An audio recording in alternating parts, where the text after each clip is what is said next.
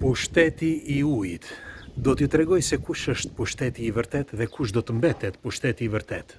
Dëgjojeni me vëmendje, sepse ka disa të reje që duhet të dini. Për informacion, e ardhmja është shumë afër.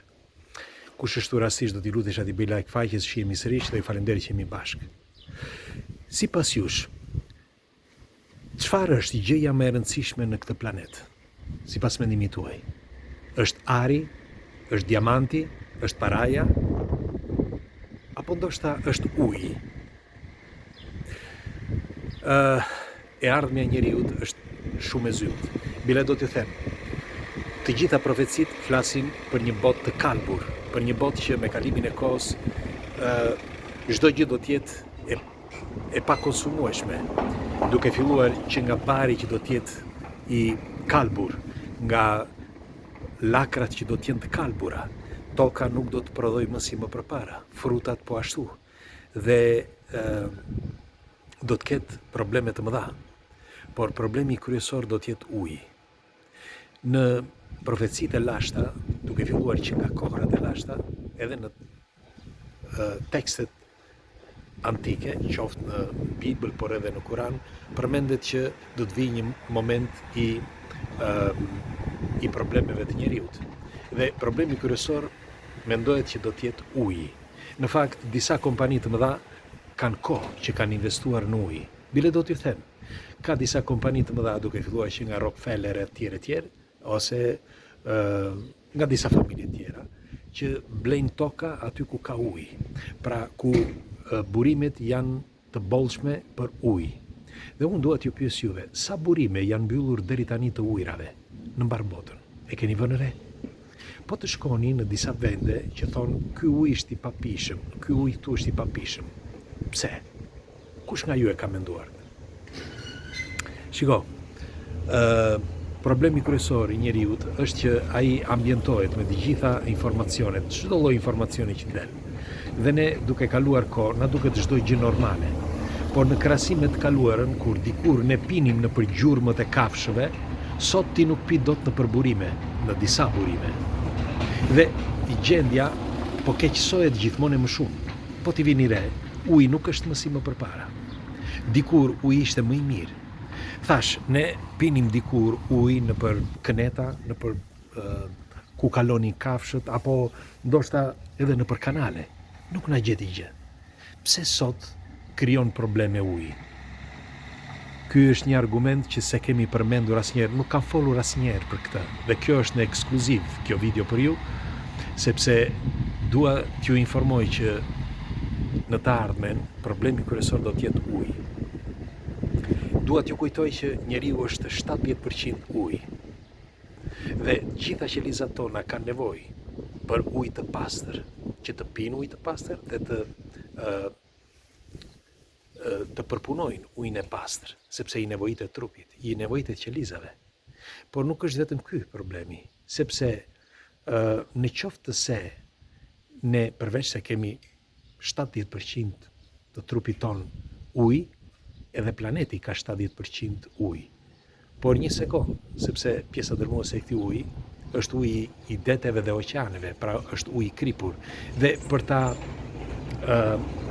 transformuar atë ujë në ujë të pishëm është shumë e vështirë dhe nuk ka përbërësit e duhur ai uji. Nuk i ka. Bile, unë do t'ju them, ne në jetën tonë pim me gjitha ato tonë, pra ton ushqim, ton ujë dhe ton ushqim.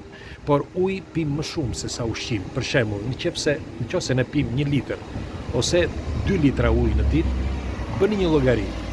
Në një muaj, sikur t'jenë 50 litra në muaj, pra në vit, sa i bie? Po në gjithë jetën tuaj, e keni menduar në 80 vjet për shembull. Pra ne pim ujë pafund, por dua të përqendrohem në diçka. Para disa kohësh kemi bërë një video të një studiuesi japonez, të një profesori Emoto, që profesori Emoto bëri një eksperiment me 3 gotat. E mani mend atë gotat që u thash, të 3 gotave që ai shkonte në çdo dhomë ku kishte vënë gotat dhe i fliste ujit. Pra,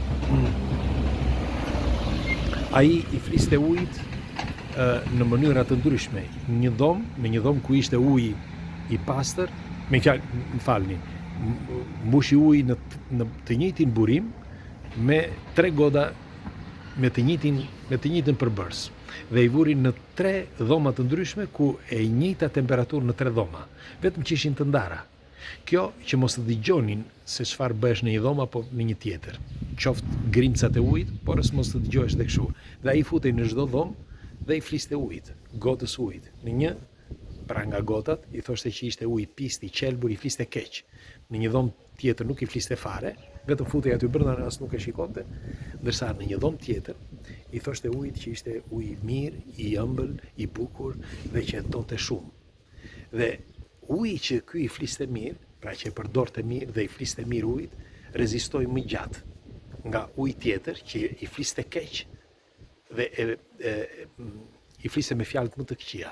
Pra nga këtu kupton që përveç se uji ka memorje, por çdo gjë që na rrethon funksionon ashtu siç me dashuri. Dhe në qoftë se ne po e shpërdorojmë ujin dhe njëkohësisht po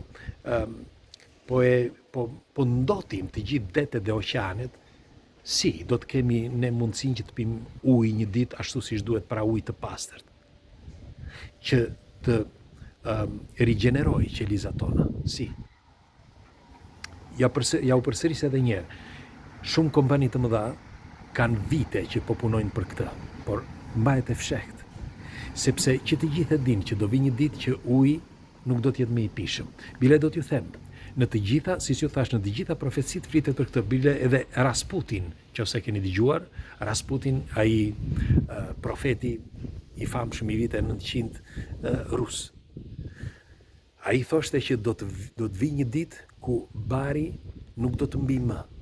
Toka do të jetë e kalbur dhe uji do të jetë i papishëm. Dhe kur të vi momenti që do sëmuret njeriu nga uji, do i thonë që është sëmurur nga veshkat dhe nga zemra, por në të vërtet do jenë problemet e ujit. Shikoni, thash, ne jemi të ambientuar me të gjitha këto çfarë ndodhin për ditë dhe na duket çdo gjë normale.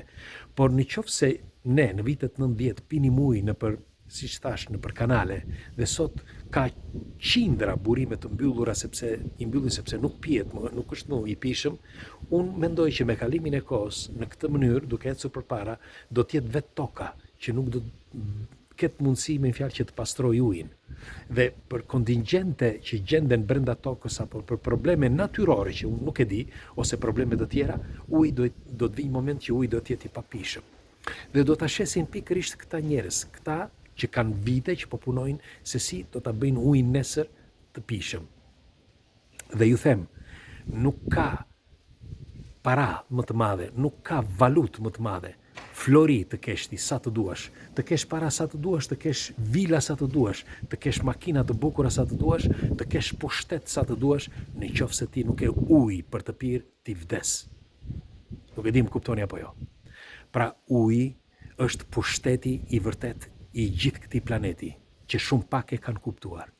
Dhe do të dëshiroja kaq shumë që mund të investoja për të gjithë shqiptarët, të kishte një burim që të mund të pinin shqiptarët falas. Do të dëshiroja kaq shumë. Por nuk mundem. Dhe tjetra është që shumë njerëz nuk e kanë kuptuar që këta miqt e mëdhenj që kanë investuar dhe vazhdojnë të investojnë, këta kur të vi momenti, ujin do ta bëjnë kaq të shtrenjtë sa nuk e dini. Dhe unë do ta mbyll me diçka të fundit që është tepër e rëndësishme. Për shembull,